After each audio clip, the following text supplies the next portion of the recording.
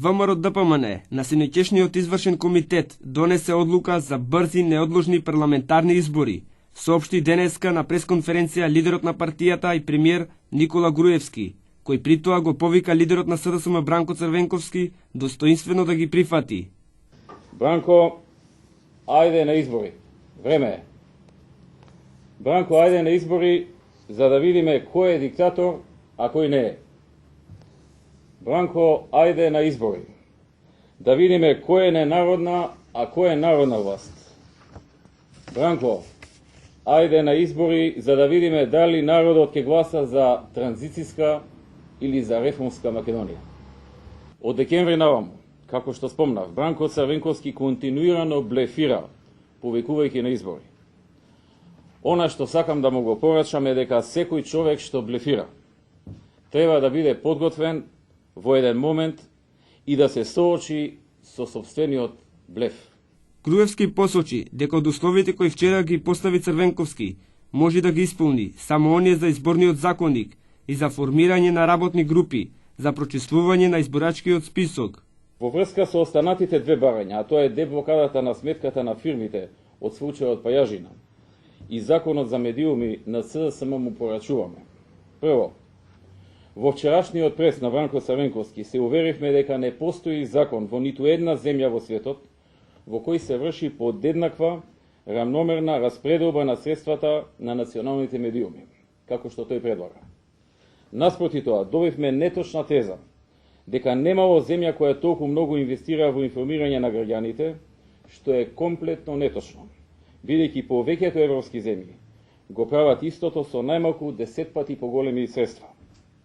Но и покрај тоа напоменуваме дека владата и владините институции се подготвени да ги стопираат сите јавни информативни кампањи доколку СДСМ денес или утре се врати во парламентот и за неколку дена, но најдолго за една недела, заеднички изгласаме предвремени парламентарни избори.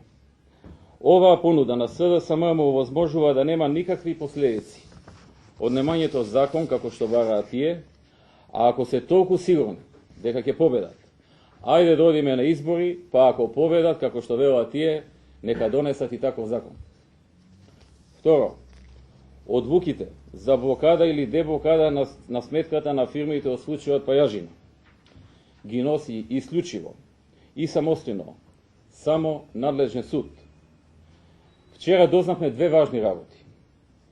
Прво, дека кога Бранко Црвенковски бил премиер, по телефон ги диктирал пресудите на судот.